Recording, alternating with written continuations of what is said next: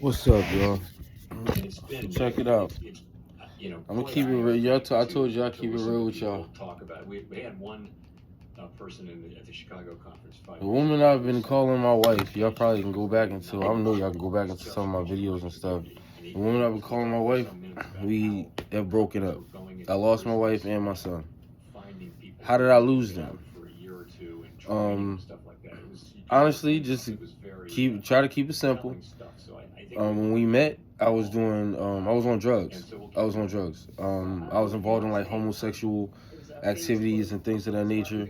I was involved with meth and stuff like that. But at the time we had met, I was just coming off of meth because of a bad situation I had, and soon after that, or some time after that, I got onto cocaine. But through the grace of God and me meeting her and everything that I was doing actually had to be exposed at one point. She was there to hold me down through it. She didn't throw me away. The things like some things that she saw and how it was, you know what I'm saying, given to her, you know what I'm saying, especially after the amount of time we was together at that time. It was some months. You know what I'm saying? I always had a real love for her. I always have a real love for her, real care for my wife. So, one thing that I always seen dudes do, a lot of guys, including my father, when it comes to financial stability or financial situations going on in your house, it's just you that takes care of it.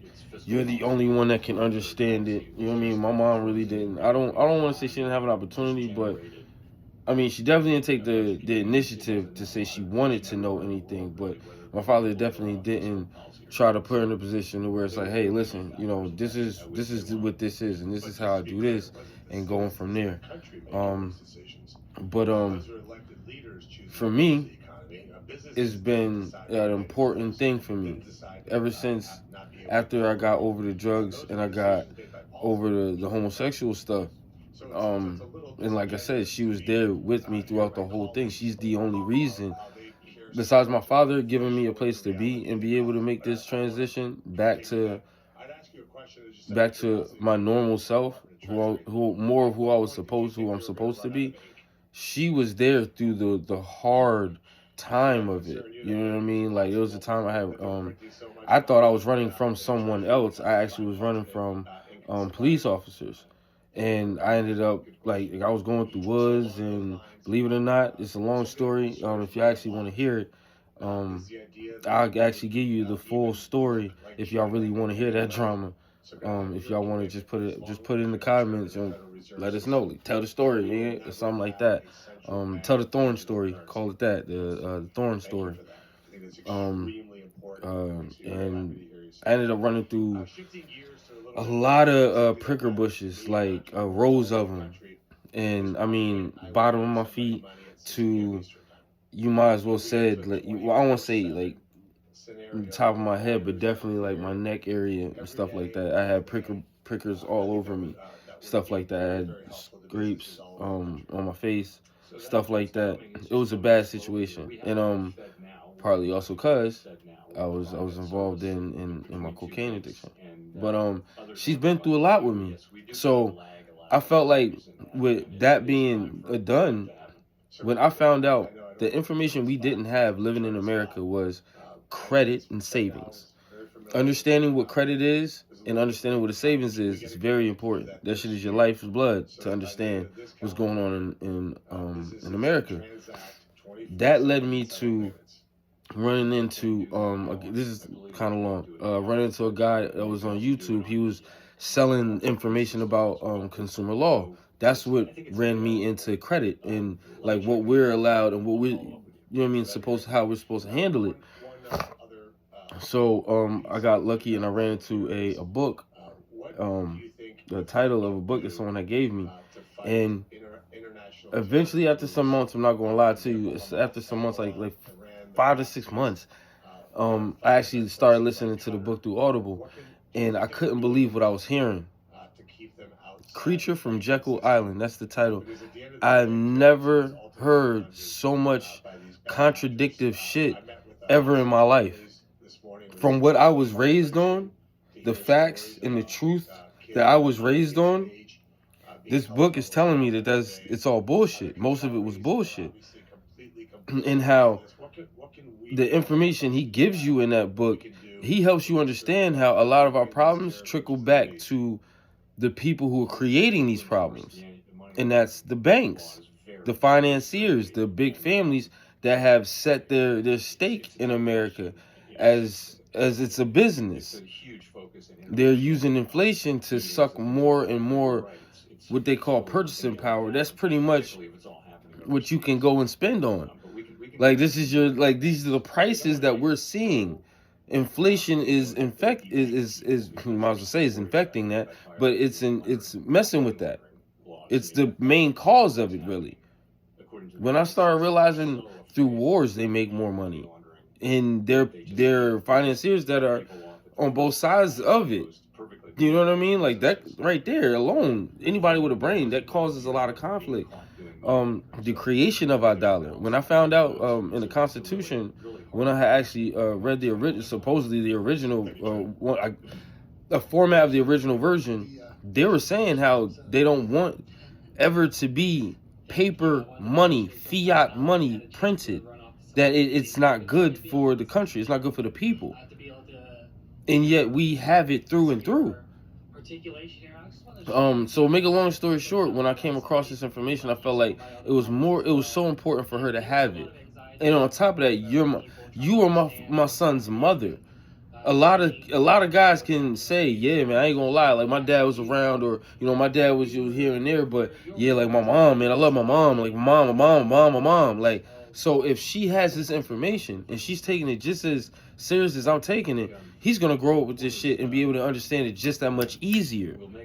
By the age of 16, 17, my son would be at the level that some adults should be at, like, or should have been 50, 60 years ago when inflation was lower. Because the same thing I'm trying to teach him now, which is pretty much just the mannerisms of America. We have so many products here because there's so many companies trying to get in on the money that they can make in that flow. So you got to understand, this shit is not made for, just speaking on the product of soda, it's not made to be healthy for you. And the ones that are making the versions of soda that is healthy, one of the ones I will put out there, Canadian, clearly Canadian, it's what you would call a good soda. It's carbonated water with flavoring. Where a soda, that shit is a conglomerate of liquids and chemicals put together. Or I won't say chemicals, but liquids put together to create a drink that has carbonation in it. But let's be real, you shake up a soda long enough and let the fizz go without the carbonation, that shit tastes nasty. This is what I'm constantly always putting in my body. I'm kind of hooked to this shit. I love ginger ale. I can't stop drinking it. Well, I can, but it'll be like letting go of a drug. And honestly, this has probably been harder for me to let go of than it was with the drugs, because with her, I was able to come up with a question I feel like most men or most people can't find when they're going through drug issues. And that's the people that you're with or around you that care about you. Do they deserve you to give up on yourself like this, to keep doing what it is you're doing, that if it goes left, you're going to hurt them. At the same time you hurt or take your own life, you're going to hurt them too. So it's been a struggle to get her to just listen to the book. It's been 2 years.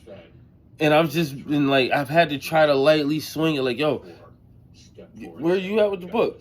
Like, last time I asked her, she said she got to chapter 10. There's 25 chapters. That was, we talking at least a year after introduction, say good maybe 4 to 5 months. Not even, no. So we going like almost 2.5 years knowing about this book, because after she graduated, I had brought it up again because she's been going to college for early child development. She went for 4 years. You know what I mean? So, and to see that shit, like, I'm not gonna lie to you, a lot of people will be like, oh yeah, you know what I'm saying, I was behind her and I was with her every time. I really wasn't. I'm not gonna lie to you. It was becoming such of a norm to come home and how she would implement it, or she would start doing stuff. You know what I mean? It's after the baby's like sleep, and you know what I'm saying? I'm a door dasher, so my life is a little more faster paced than sit down and then like I'm over here doing this. Then I get up, now I'm over here doing this. It's more of like I'm over here doing this, doing this, doing this. It's a constant moving type of thing. So yeah, there's times that I neglected encouraging her, asking her, hey, how's everything going? How's the school starting? You know what I mean? Or how's the project or something like that. We would have comments on sometimes the things that some people would say on some of her comments and stuff like that, because they would have to reply to each other. And no, everybody who goes to college, man, those who go to college to get good grades, they're going for a reason. They have a craft that they're trying to pursue. People who go to college and they're not getting great grades, like they not even at least a B minus consistently, they're not really trying. They're just there to try to stick it in long enough so they can make it to graduation, get the diploma and say, hey, I graduated. But somebody that got has the same education, that's got just better grades than them, knocks them out. You know what I'm saying? So I had to learn that, watching her go to college or be through this whole situation. So, but like I said, she doesn't care for it. She doesn't want to know. She doesn't care or nothing like that. And I know some people are like, oh, he probably being exaggerating. No, I'm not. I'm really not. She does not care to understand or want to know any of the information I have. What money is, what the effect of it, inflation, where it comes from, how it's created, bank loans, debt swaps, credit swaps. It's crazy because they actually have three of them, and I didn't even think of that at the time because you're reading it, you're not taking it. I didn't. You also have currency swaps. Like all this shit is crazy, and all of it is designed behind creating more money. Like if you never asked yourself, looking at like CNBC or ran across a financial like movie or something, and you see something that goes money supply, you go, money supply? What the fuck is a money supply? That right there is where you need to chase first. That'll be your first reason that you'll want to read this book, because you'll realize money supply. Does that mean there's a measurement of how much something is in the system it loses or gains value based off of? Like, I don't understand where you would have a money supply for if it's not for that. And you'll find out it is, and in some of the most fraudulent ways. But anyway, just to get to it, I've been trying to, at first it was drilling in and just trying to get her to just fucking read the book. Because if a person just listens to it through Audible, if you consistently listen to it, like if you're giving yourself time and days, or that you're like, all right, I'm listening to this on this day and this time, I got 3 hours on this day, so I'm gonna listen to it this. If you let it become like that, you're gonna hear stuff in it that would be like, what? Like, I didn't know Abraham Lincoln was a white supremacist. I'm not like, oh, he hate niggas, he hate all black people. That's not what I'm saying. When I went through school, they was talking about the man as if like he was someone who would stand up for the black people. He cared about the black folks. He wanted black people to be free. He he put forth something to try to get black people freed and equal and all this, and that's not the case. The Civil War was based off of the trade agreements that the South had with England, the Great British. They were making a lot of money with them, while the North didn't want to deal with the British no more because they wanted to be independent. We got this, we doing our own thing. But the South was still doing business with them. You know what I'm saying? It seemed like it was a crazy situation or some shit like that was going on. But I mean, like I said, it's all in the book. The book explains what is hard for me to explain in words. The book gives it to you so easy. Well, I want to say so easy. It does take good comprehension of some terms, but she has me here. Like, I'm gonna tell you what he means. I mean, and like, I've made ChatGPT my best friend. I have no friends besides ChatGPT and my friend Gerard. Other than that, I ain't got no friends. And ChatGPT is one of my best friends because, nigga, there's no question I can't ask it and it gives me back, if not an answer, information that I can research. So, make a long story short, with that, and then the lack of her wanting to take this co-captain's position. When you're in a relationship with somebody, especially with somebody like me, I want to share all of the main information. I don't want to be in the front completely by myself. You know what I mean? Sometimes it's nice to have a co-pilot that, like, if y'all in a situation and y'all, flying through some rough weather, some rough situations, and it's just like you kind of start to panic a little bit. You just like, all right, hold on, all right, let's try to elevate. She might be able to be just that much calmer and see you're losing control and go, okay, hold on, let's calm down, relax. Remember the training. This is the elevation. You know what I mean? We got this type of rain coming down. It's coming from this direction. All right, let's just drop. Let's drop a little bit. Let's drop. You know what I mean? You know what I'm saying? Like, that's what I'm trying to get us at. She wants to be the co-captain that ain't doing nothing. If I could put it that way. But be in situations where somebody may ask you a question or may ask you, like, dang, so how y'all doing? What y'all do? She's not gonna know. You're gonna be in the same position my mom was. You don't know how nothing's going on. You just living. I've done these, and I say that when I was talking about the drugs, because I've done these drugs, I've done these things. My body is not gonna last longer or as long as a regular person hasn't done the things that I've done. Even though I've stopped them, I know I've done permanent damage to myself. I smoke cigarettes, everything. Like, I know I'm not, you know what I'm saying? I'm trying to prepare her, at least mentally, for the reality moment of when I'm not here, for however that may go. You have all the information to feed to our son. When he comes to you and goes, Mom, but why do I put money in a savings account? Why don't I just save it myself? You can answer that. You can say, you want the American perks for dealing with money.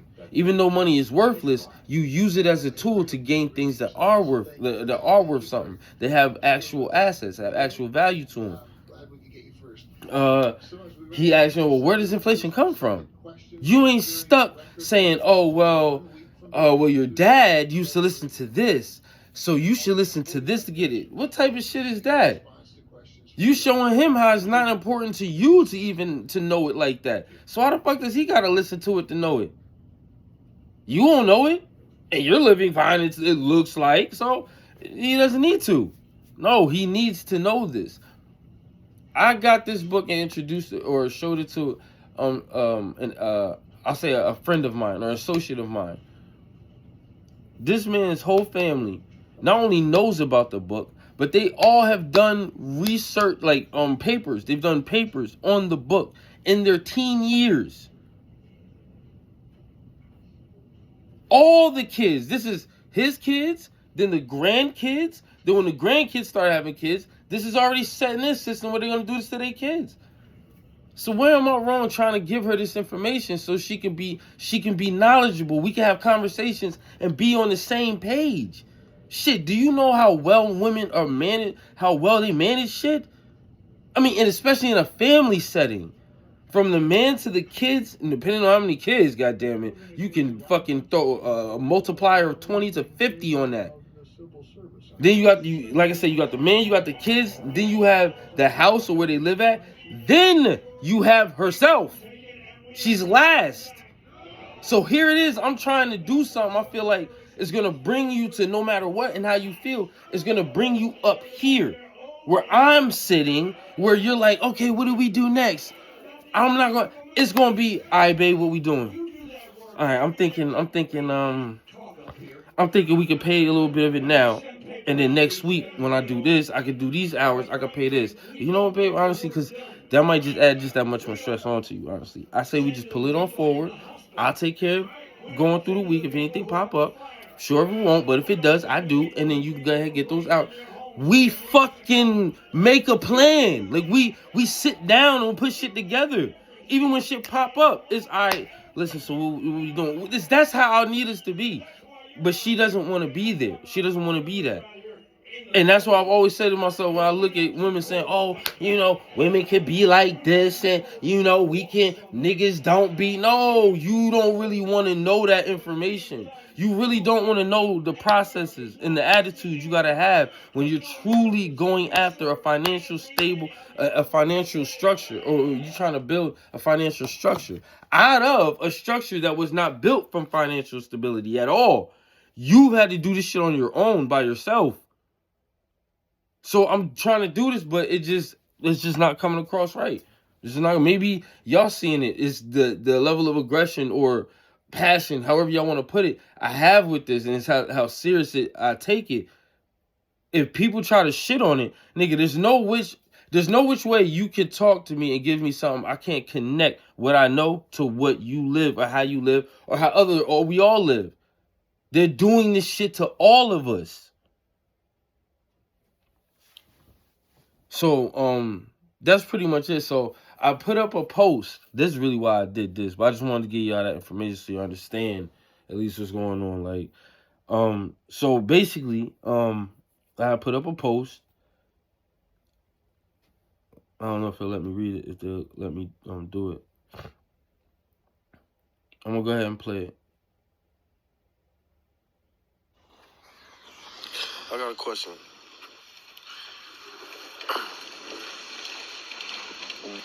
What do you, whoever is watching this, what do y'all think is important to teach your child and living in America? What do they need to know? Like, I hear everybody, all my money go to my kid. Everything I do for my kid. I do for my children. And it's a bunch of spending I'm hearing.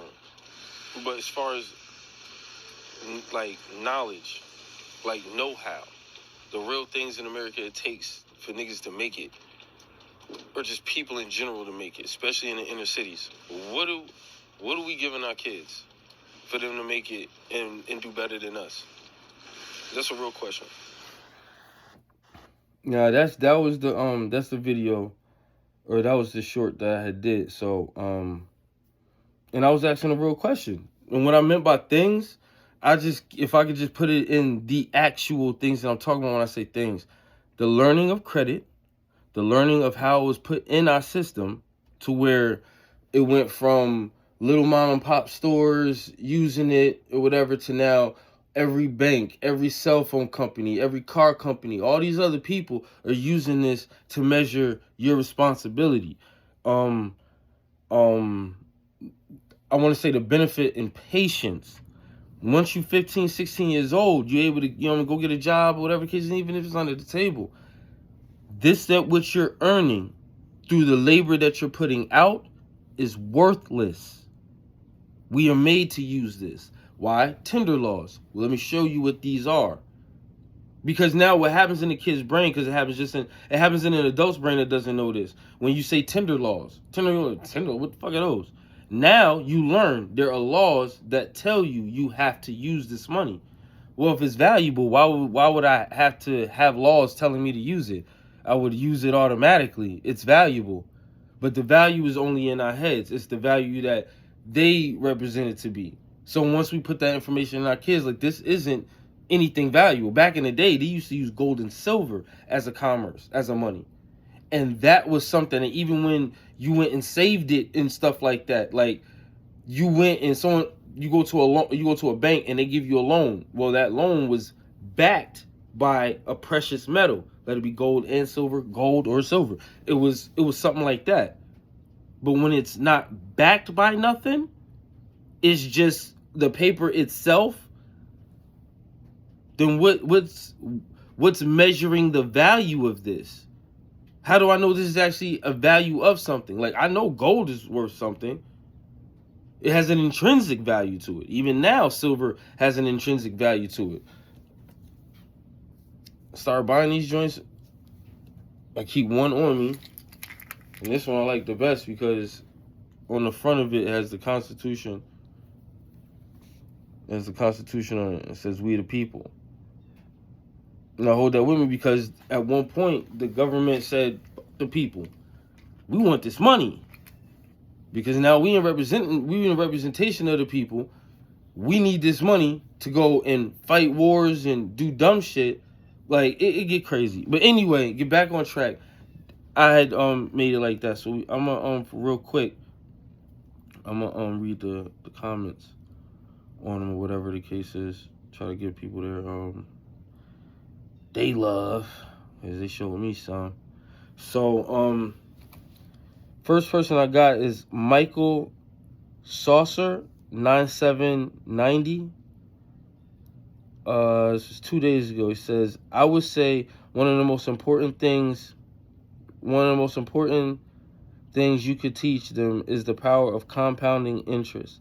If you start a custodial brokerage account for your kids and teach them the basics of investing their money for the future and not saving a depreciating asset like cash, they will be much more successful. While this is very important, I also see people put discipline, and that is definitely right there with this.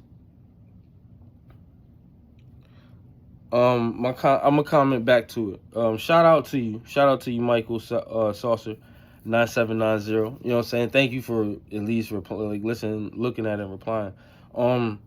I'll agree to that, but just so you understand what I mean when I'm like even more basic than that, get them to understand why the cash is worthless.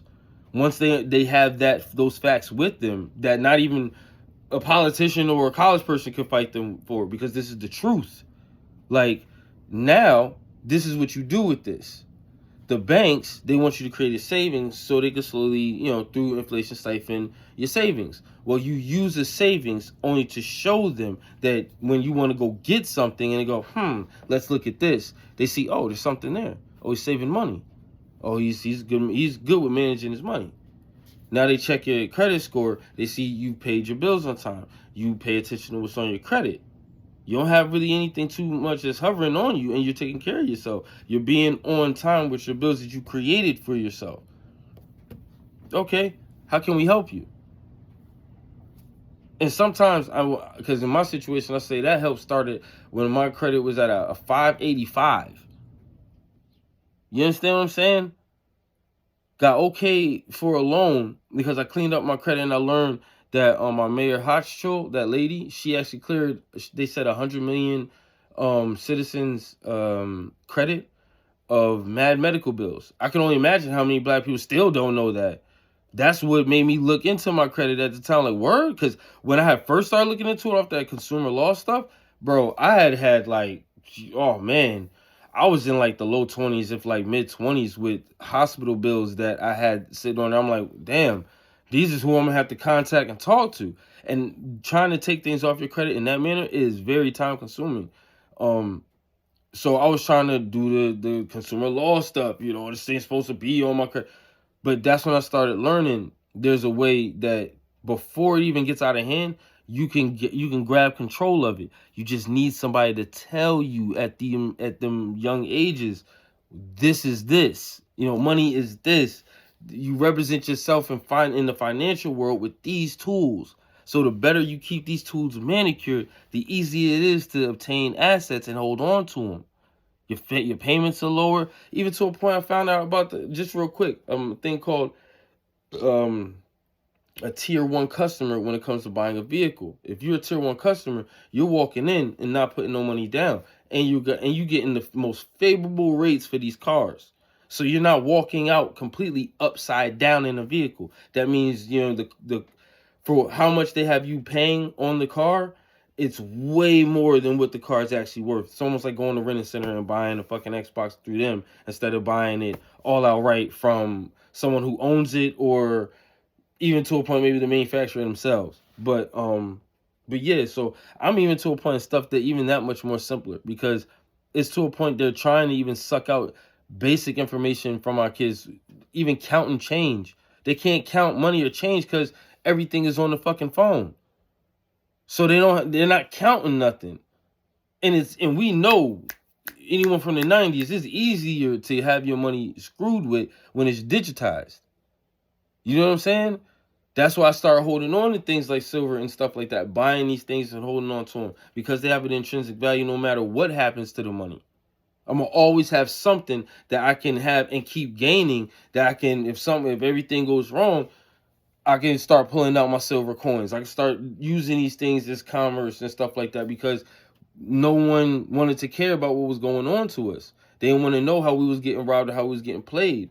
The only way this thing is going to really change, I say, on our level, is when the money they're expecting to keep flowing starts to slow up, and then they see if not a stop, a slow reverse. And they see now we become more choosy on the products that we're buying. So now it's not smart to have 50, 60 sodas or 60 soda choices. People want one or two. You know what I'm saying? If you have different flavors, that's cool. But it's all natural. Like, again, clearly Canadian. It's just water carbonated and some flavoring. That's it. It's not a lot of shit in there compared to sodas like we were saying before.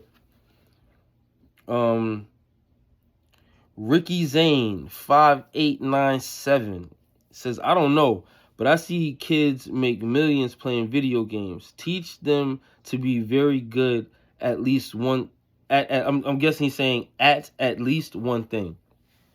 Shout out to you, brother. That's what's up.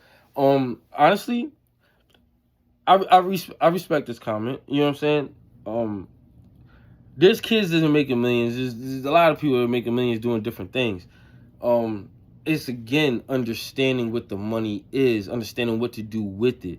We've seen millionaires. Shoot, you can go on YouTube right now and type in NFL, NBA, MLB, NHL contracts explained, and there'll be somebody who's played the game. You have multiple players or agents that have dealt with players, all this type of stuff that it'll explain to you in so many different variations of how these checks end up becoming much smaller numbers by the time the money actually gets to the player, and then the type of mindset the player must have. If the player does not have a responsible mindset and they spend more than there should be spending, you know what I'm saying, they're going to end up with problems. And we see this a lot, but they're not really putting it out there. They just say it and we see it, but they're not making it the problem that it actually is. Or showing it to be the problem it actually is. Next one is at K Nasty. It says respect. Treat them like a person and be honest. It ain't easy. Everyone gets respect until they show you a reason not to. It will help them go a long way. And money doesn't equal happiness. It helps you do shit, but you should be able to be happy without money. The reason why I say I agree, I understand what he's trying to say. So I'm going to try to reword it in a way where, from the point of view that I'm coming from, it makes more sense. Treat them like a person and be honest. It ain't easy. What's the honesty? I don't know everything. What's treating them with respect? Not letting them believe that I got it. We can do anything and everything. Anywhere we go, I don't have that. I'm working on something. And that working on something is because I didn't know certain things. Never be afraid to say, to anybody, your friend, your enemy, your teacher, I don't know that. Because trust me, you'll learn. Not only will you learn it, but you'll get information and facts out of these people about these things that you wouldn't have gotten if you try to act like you did know what you was talking about. So don't be scared to not just be wrong, but not know something and be willing to openly learn it. Everyone gets respect until they show you a reason not to. Even when someone doesn't respect you, you still respect them by respecting yourself and just giving distance. If you don't respect me, if I can, hey, what's up, man? Or you know me to be the cool dude to walk in the barbershop. What's good, man? What's up, y'all? All right. And I see you go, what's up, man? And you go, energetic nigga. All right. I'm going to respect you by respecting myself by putting space in between us. So now next time I come in, everybody in there, what's up, y'all? What's good, y'all? I might just look at you and a little nod and keep it moving. I'm not going to not acknowledge somebody. You're here. You're a whole human body. I'm going to say hello to you. I'm going to at least give you something and let you know I see you. You're human. You ain't dead. But it don't mean I got to be so greeting. You know what I'm saying? And still keep my energy. It will help them go a long way. And money doesn't equal happiness. Money doesn't equal happiness. But it does equal stability. That does equal happiness. if you use money properly, if the idea of money is you need it, you should have it, so do what you got to do to get it, you know what I'm saying? Yeah, money's not gonna make you happy, because there's not gonna be anything you can really buy or anything like that that's gonna really make you happy like that, or pull you out of like an emotional debt like that. Because most people who talk like that, yeah, get this money, nigga, I'm about this money, you know what I'm saying? Like, shit, don't talk to me if it ain't about money, you know what I mean? There's a mental process in there that has been blocked, that they can't really let that humanistic part of themselves come out, because their environment has only been conducive to how much of this green stuff do you got in your pocket. If you ain't got enough, then you a nobody. That's when, in them environments, or those mindsets that contain that environment, that's not, you're not gonna find happiness there. But if you build an understanding of, again, what money is, how to use it, and what to do with it, yes, happiness does money can help create happiness, because you're using money as a tool to gain things that are assets that you can obtain and hold on to that can help other people. Just for example, let's say I get a house. Well, I've programmed, through my programming or my reprogramming of myself, I've been able to see money as a tool and not something that is a need. I gotta have it because I want it. You know what I'm saying? I'm gonna be somebody the more I have some. It's more of, this is a tool for me to use to get something. So now I use this money, I've been saving it up. I've been, patient, making money with it. I'm making it, and it's good. You know what I mean? I'm saving a lot, putting away, taking care of my bills, everything like that. I get a house. Now I get a house, not an apartment, a house, 23, 24, I think up to sometimes $2,700 a month for a house.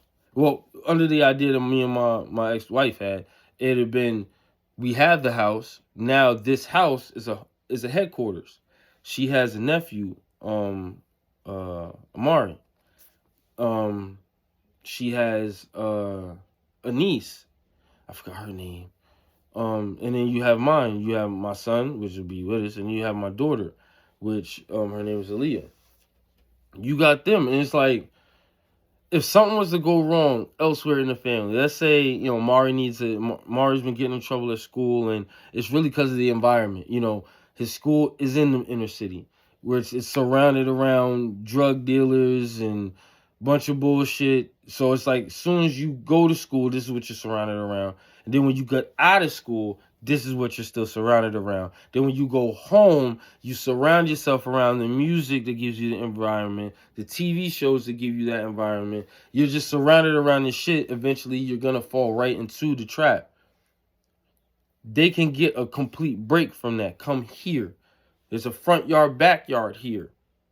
And when I say front yard, backyard, like front yard, backyard, okay? Like an obvious front yard, backyard. I ain't talking no little shit like you got an apartment that got a backyard to it that, everybody can use, or the person downstairs can use it in this little alleyway. No, ain't no alleyway. You got left and right side of the house that got grass to go to the back and to the front. You got a whole front and a whole back.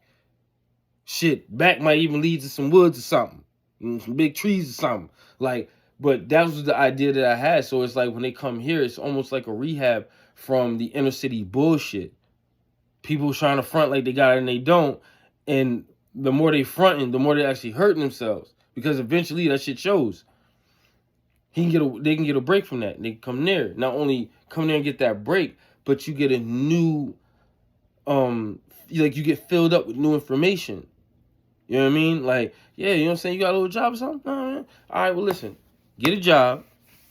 Your first amount of money you save up the first month, I'm going to match it.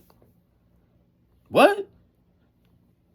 I'll match it up to $1,000. I'll match them up to $500. And if, matter of fact, if you do go over $500, I still match you. Now what this does is it gives the child some type of competitive mindset to a point. Like, damn, okay, I'm not working for nothing. You know what I'm saying? Some people are, that's the wrong way of doing it, but I don't think so. You do that, they save up, bam. Now they get that money. You know what I'm saying? Yo, man, how much did you say? 800. Okay, all right. So now before I give you this 8, what are you going to do with all this? I don't know. I was thinking about getting some sneakers or something. Now you start walking them into the traps of America. Ask him about the brand. Let's say he say Jordans. Then ask him, why are you going to buy the Jordans and not another pair? I hear what's the names, you know what I'm saying, got comfortable shoes, or what's the names got a sneaker that just came out that actually pretty comfortable and actually costs a little less. It costs less. Why do you want the Jordans? Start showing them that there's things that people buy for status. They buy it to maintain a status that honestly, that status is pretty fraudulent. Because even though they have it, there's so many other things that they don't have that after a certain age, it's like, damn, you should have this and you don't, but you got these Jordans though. It backfires. It helps you do shit, but you should be able to be happy without money. That's probably the only thing I'm questioningly ready to argue. Like, it helps you do shit. My understanding is what is at K Nasty, what is your understanding of do shit with it? Because there's some shit that you can do with it that's worthless. That's dumb. Like, it doesn't. You take 3,000, put it down on a vehicle, you get the vehicle, you know what I'm saying? Now you got a car, you can go and get a job over here, over there, you chilling, but your car, you're upside down in it, so you're paying more than what you should have. If you'd have gave it maybe a few more months, you could have got your credit score higher, ended up in a tier 2 instead of a tier 4 or a tier 3, and be able to get it to where you ain't putting no money down. Now you save that money for something else. Like, you know what I'm saying? Like, there's more than just shit you can do with it. There's actual beneficial shit that you can do with it, that you can gain assets with it. You know what I'm saying? That do help. That do help with happiness. You know what I'm saying? It's one thing I get a car that I ain't put no money down. I know I'm getting favorable rates for it because of the monthly payment and then the amount of time it'll take for me to pay it off. Mind you, this is all amounts. Like, I could pay on the principal and bring down the monthly payment even more. You know what I'm saying? That's gonna make me happy. Now I have more money in my pocket. Okay, now I got more money at the end of the month. I can go buy just that much more silver for my little sons, you know what I'm saying, like treasure as he grows up. So when he gets old enough, 2021, I'm going to explain to him, now this is yours. This is yours to build on. This is not something to spend and to spend out of. This is something to continuously build on. So when you have your son, whenever that time happens and the dollar falls or we go through that type of shit in America, we got this. And we just keep pushing this through the generation and adding to it. The father's jobs is to add to it. So, but that was a good compliment. This one's I didn't read this one. I'm reading it now though. At DDG Downfall, it says family NR1 discipline, controlling their emotions. Yeah, but because I say it tracks back to money, I've asked this question to a couple people. Talk to one of your, like, just an average friend, you know what I'm saying, and say, what would you do? What would you do if you had $10 million? Like, you had $10 million right now, someone gave it to you, what would you do? Then after y'all get into this conversation and stuff like that, and you know, they say they go to a club or they go out to eat somewhere, they enjoy themselves or something like that, they go to a mall, and you got one guy sees you and go, oh, look at this punk ass faggot over here. Look at this bitch ass nigga. Think he got money. Are you really gonna see yourself? Especially when you know what you know. You have a house which you own. You paid it off. It's yours. You bought another house for your first child for when they actually, you know, move out. They have no idea of this. You know what I mean? You got savings saved up for your kids. You have property that you are dealing with in a certain way, or you bought a building that you're redoing and, you know, about to have people come in. You open up a business and, you know, it's a craft. It's a thing that you're really into, and this thing is really becoming something. Like, you're doing things genuinely that's giving back genuine results and genuine progress. And now you had this person coming to you like this off of something stupid. You know, y'all was getting something to eat and, you know, he thought you cut in front of him, or you know, something whatever. I said, how would you deal with that? I had a handful of friends that was truthful and was like, I mean, I'm gonna be honest with you, bro. I ain't gonna give a fuck about what that nigga talking about, bro. Like, real talk. I'm not gonna give a fuck. If anything, I'm probably asking, like, bro, why you so mad, man? Like, I'm really asking, why you so mad? Like, cause it can't just be this. And I said, yo, that's crazy. Like, I was getting those answers from them friends. I'm letting them friends know the other friends that I've gotten that same response before them. It's funny how y'all drop into the same mindset of, I would ask them, I would approach them, I would say back then, like, bro, why are you so mad? Or so it was like niggas was ready to get into problem solving. Like, dang, why you so mad, bro? Like, nah, man. Like, not even on no, like, fucking with a person. Why you mad, nigga? Like, no, it's on some, like, no, man, why you so upset? Like, you're really angry about this, and this is not nothing. Like, if you really, if whatever the case is, go ahead, man. You know what I'm saying? But why are you so angry? Shit like that is actually problem solving. Because when the other dude that you dealing with actually sees, like, yo, this dude actually really asking me this question, niggas start talking. Black, and I don't want to say that, inner city people don't therapize each other, or therapize. I'm creating words. They don't therapy each other. When we talk to each other, it's all about hopping on the person's side that agrees with the same like idea you have. And if for some reason in that conversation they don't match or they're not agreeing with you, you ready to go off the handle. You ready how they don't know what they're talking about, they dumb, they stupid, and all this other stuff. So to a degree, I like this. I gotta say the discipline, it comes from, I'm sorry, it's going to tread back to money, because everybody that I understand that has money stable, they go shopping, they go grocery shopping easy, they go clothes shopping easy. You know what I mean? They're already, and literally, and most of these people, I hate to put it this way, man, they're upper class people. They're just on that suburban level, just right there, just above quote unquote middle class, right there. All of them are like that. They're buying cars, all this shit. And I'm like, how are they living like this? But you got people down here living like this. What is the difference? Then when I started realizing the difference came down to financial understanding. What side understands finances and what side understands just money? Or their mental implication of what money is. And then how that side always pushes and keeps pushing their kids to just go after money. Keep going after money. Get money.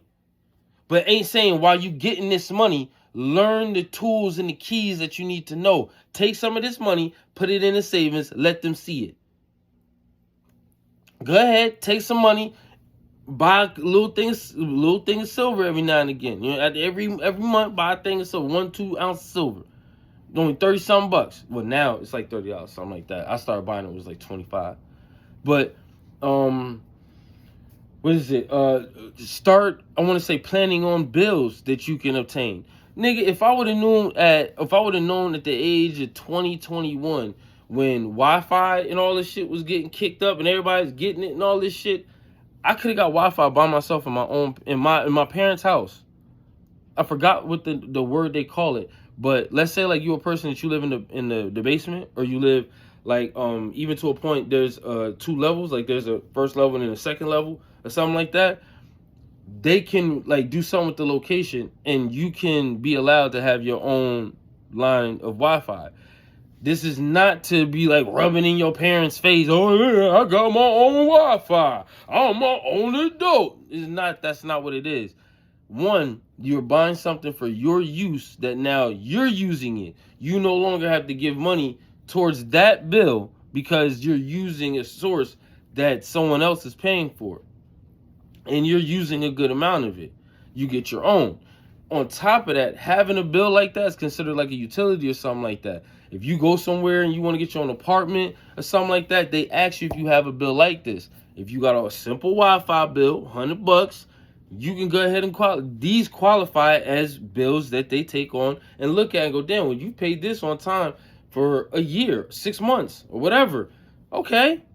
And they'll proceed. Look at your credit. Well, this is a payment you've been making on time. Then you have other things that you may have been going on. If you're doing these things, a credit card will be sent to you in the mail because These credit card companies, they pay attention to people's credit. Once they see you above a certain point, this is help. This is a credit building area. They'll send you a card. They'll send you a pre-approval. I got at 585. I got pre-approved for a $17,000 auto loan that had an allowance of, I think, 6, 7 more thousand. So it was really like 30. It was really like a 20 something thousand dollar loan I got pre-approved for. But because of how I had a bad understanding of my taxes, I didn't file my last 2 years of my taxes, and they got me on the 1 year. So now I owe them $4,000. But the two, if I just would have filed them, it would have been so much easier. It would have been just that much less money. It would be like $100 something I paid them for each of them years. Now I have that on my tax return. I could take my tax return information, bring that to the bank that I'm dealing with. Actually, it's a credit union, and I will give it to them. They see, okay, you made this amount last year, you made this amount this year. Okay, good. All right, let's check your sale. Okay, he's got some money in his savings, and all right, he's financially responsible. Okay, we can hook you in. They finalized my paperwork. They would have wrote a check right then and there, handed it to me, and I just would have gave that. Check this out.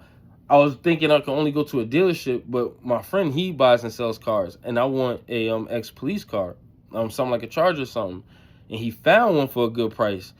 I was gonna be able to give him the check, put money in my boy's pocket, and get a car that I'm looking for that I want in good condition.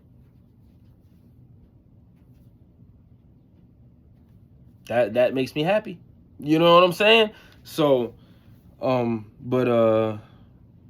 definitely understand that. I definitely say it comes to definitely family working together, discipline, and understanding what money is and keeping it at a distance, and controlling their emotions. Do not allow your emotions to spend your money. If you are going somewhere and you say, I want a pair of blue Crocs today.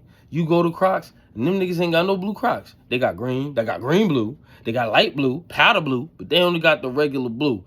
Don't settle and get nothing else unless you taking some time out to go, well, how can something else that I want make sense to me? Like, okay, the blue would have went good with my one outfit, but see, if I get a black pair right now, or a beige pair, that'll go with my one outfit, this one, and it still fits the other outfit I was going to put the blue ones to. So you know what? All right, let me see if they got beige, and you do something like that. But if they ain't even got that, you don't pick nothing else up. Because you didn't come here for nothing else besides that. Now, if you came here to aimlessly shop and just see what you want, also have the emotional control over yourself to say, okay, all right, now I looked around, you know what I'm saying? They got these new joints over there, it's like 200 things, you know what I'm saying? You know what I'm saying? That's ain't 200, nigga. I could buy 3, and they do got 2 that I like. I really can't find a third pair, but, I do like them 2 pairs right there. You know what I'm saying? Like, that's to a way, like, negotiating with yourself and understanding, all right, we got money, but we ain't trying to come out here and spend this shit all up and shit like that. And on some shoes? Like, I still got to do shit after this. You know what I'm saying? Like, I'm still want money on me just to have on me. Have control over your emotions to not make those mistakes, because them mistakes, they start at something like you went to the store. You know what I'm saying? You go to the store real quick. You're just going to get a soda and some chips. And then you see some candy. Yo, let me get these right here. Let me get those right there. Yeah, it starts off with shit like that because it starts to in the mind okay itself. You going there for this and this, but then you get this and that too. That's still extra money that just came out your pocket. And don't fuck around and not eat it, or it wasn't actually what you thought it was gonna be or taste like, or you actually didn't have, wasn't in the mood to eat it or something and put it up somewhere to save it. That means you could have bought that shit later. You ain't need that shit. You could have saved that money. Emotional control. So I'm with you on that at DDG Downfall. And at Daisy Doll. She just put discipline. When I first seen that comment, I was like, you can't just put stuff like discipline. Because discipline has as many ranges. But when I sum most of those ranges up to one word or a term, it comes down to obedience. And that's not what I'm talking about. I'm not talking about obedience. That's what America's got us doing right now. I'm talking about being on you can stand on your own too. Be disciplined about controlling yourself when it comes to certain things, understanding money, understanding how much to spend, where you want to spend it. Some places ain't good to put your money. Sometimes do research on some of these companies.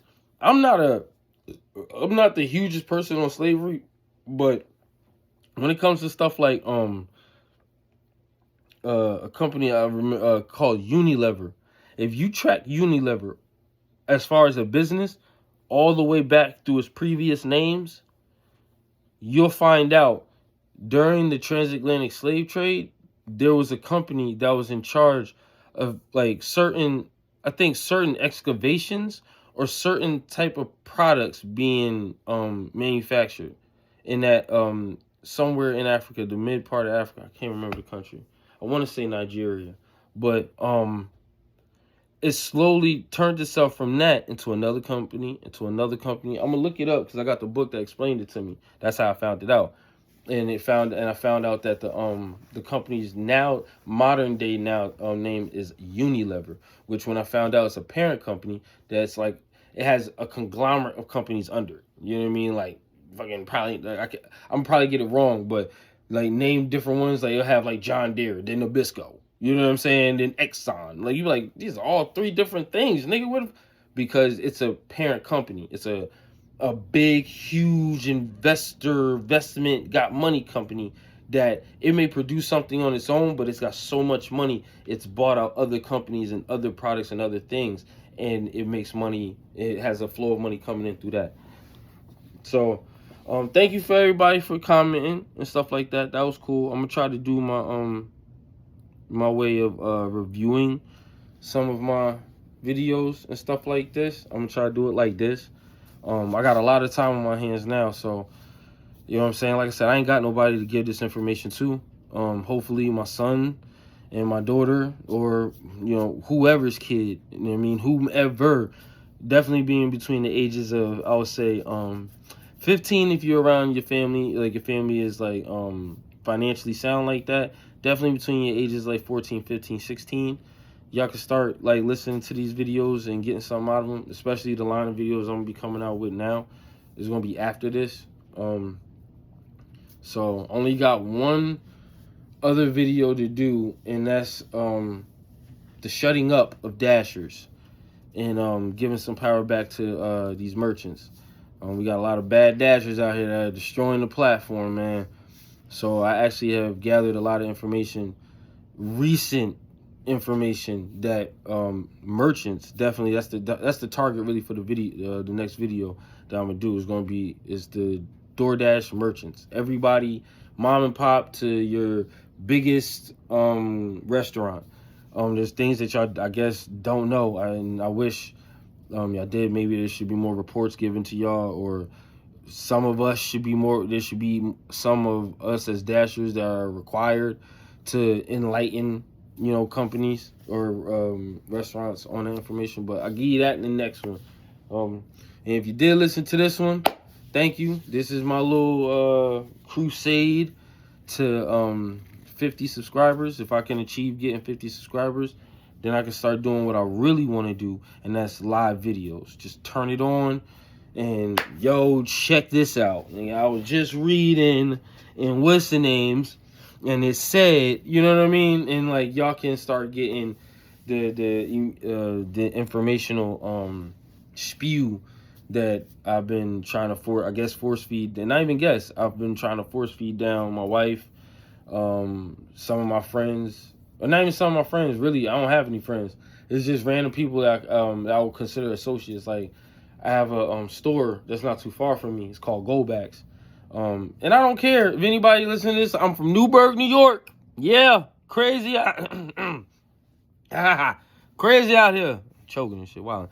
Crazy out here, man. And I know there's other cities out here that's crazy as hell at too. But we just a carbon copy of another crazy ass city.